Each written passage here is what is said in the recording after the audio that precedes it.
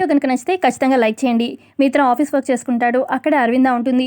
ఏంటి మామ్, మనీషాతో పెళ్ళి అన్న తప్పటి నుంచి కూడా అసలు నన్ను ఏదో శత్రువు చూసినట్టు అసలు నాతో మాట్లాడట్లేదు ఏంటి మామ్, ఎందుకని అలా దూరంగా ఉంటున్నావు, ఎందుకని ఇంతకుముందు నా పెళ్ళి ఎప్పుడెప్పుడు చేయాలా అని చెప్పి ఎంత ఎదురు చూసావు, అప్పట్లో మనీషాతో పెళ్లి చేసుకో అని చెప్పి నా వెంట పడ్డావు. కానీ మనీషా మీద నాకు అప్పుడు పెళ్లి చేసుకునే ఉద్దేశం లేక నేను కూడా కాదన్నాను. ఆ తర్వాత మధ్యలో లక్ష్మి వచ్చింది నా జీవితంలోకి.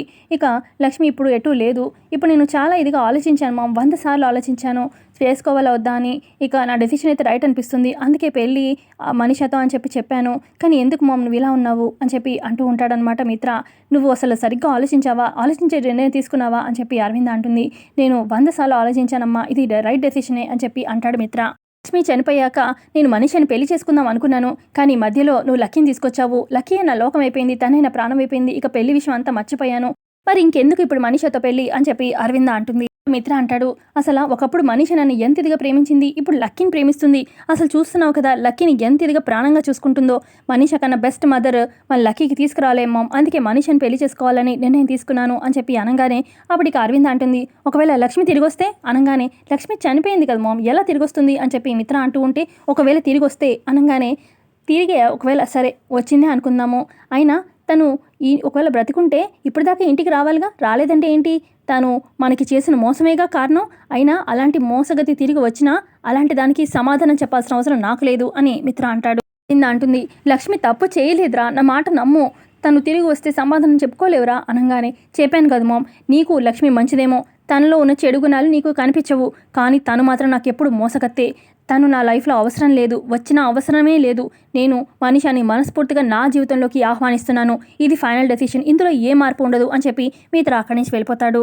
మిత్ర వెళ్ళగానే అక్కడికి జయదేవ్ వస్తారు. నువ్వు మిత్ర మాట్లాడుకుంది మొత్తం విన్నాను అని చెప్పి జయదేవ్ అంటారు. అసలు చూడండి, అసలు మనిషితో పెళ్ళి వద్దు అన్నా కూడా వినకుండా తన మాటలేవో తను చెప్పేసి వెళ్ళిపోతున్నాడు. అసలు లక్ష్మికి ఎంత అన్యాయం జరుగుతుందండి అని చెప్పి అరవింద అంటూ ఉంటే, ఏం చేస్తామో, మనం ఏం చేయలేము.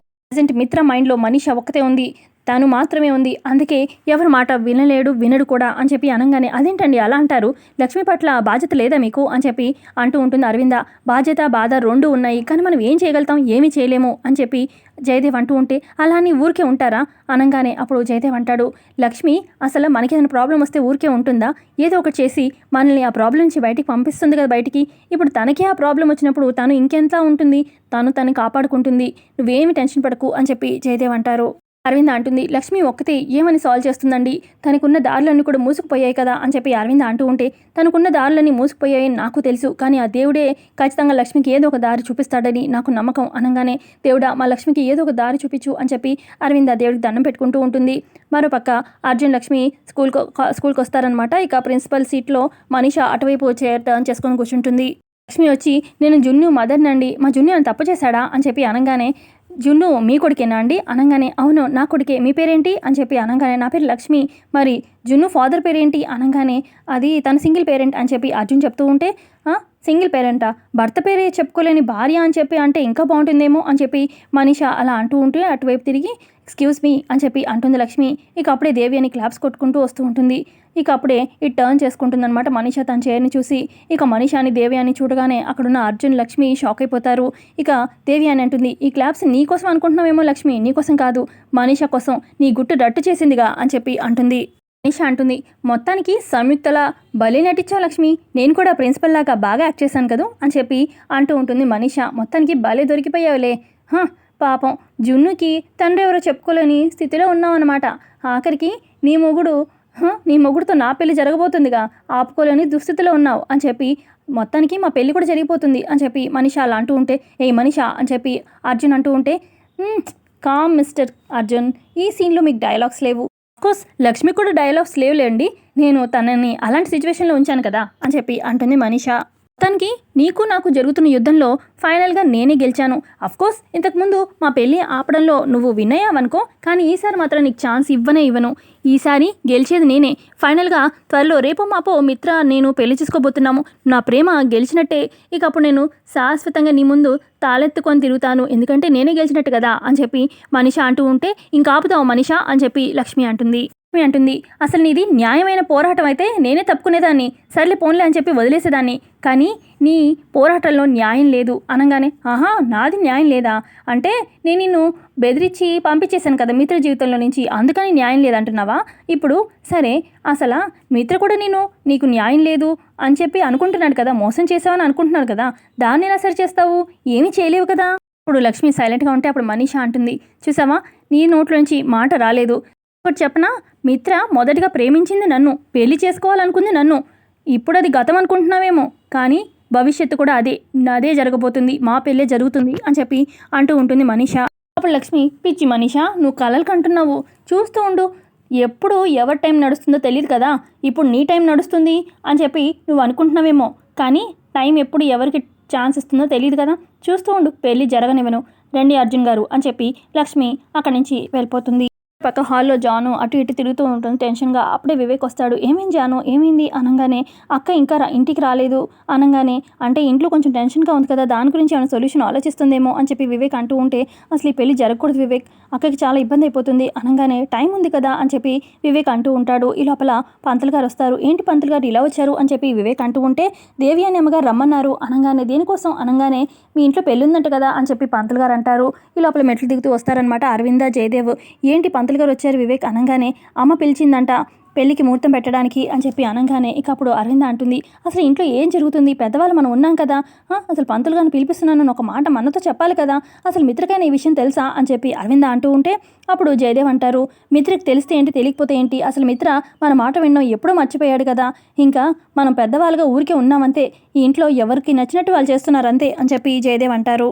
అరవింద అంటుంది, మనం కూడా సైలెంట్గా ఉంటే లక్ష్మికి అన్యాయం జరిగిపోతుంది, లక్ష్మి మనం ఏం చేయలేకపోవచ్చు, కానీ లక్ష్మి తనకు తను కాపాడుకుంటుంది కాబట్టి జాను వెంటనే నువ్వు మీ అక్క ఎక్కడున్నా ఫోన్ చేయి, ఇంటికి రమ్మను అని చెప్పి అరవింద అంటుంది.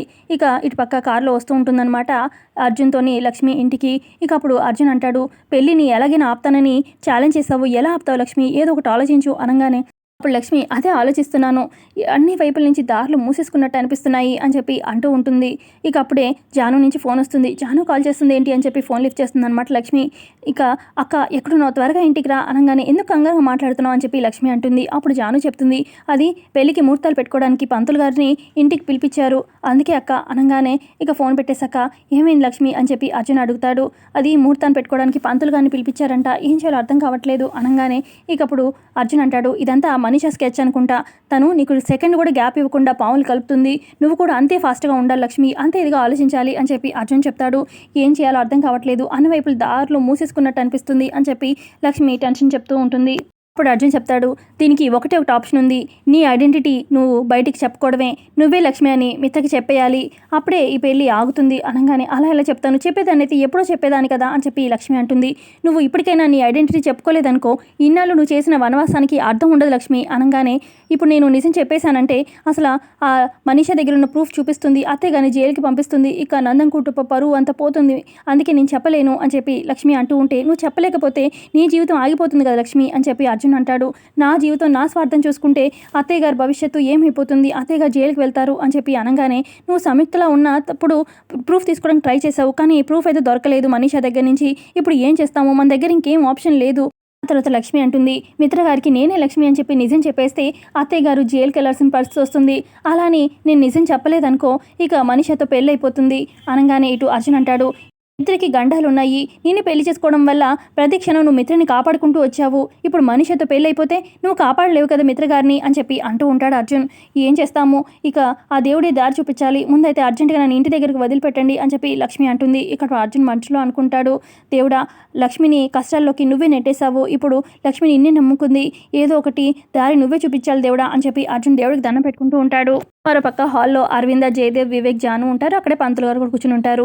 ఇక అప్పుడే రెడీ అయ్యి మిత్ర కిందకు వస్తాడు. పంతులు గారు మీరు వచ్చారేంటి అనగానే, ఇక అప్పుడే బయట నుంచి మనీషా దేవి అని వస్తారు. ఇక దేవి అని అంటుంది, మిత్ర నేనే పిలిచాను పంతులు గారిని పెళ్లి ముహూర్తం పెట్టడానికి అనగానే, పెళ్లి ముహూర్తమా అని చెప్పి మిత్ర అంటాడు.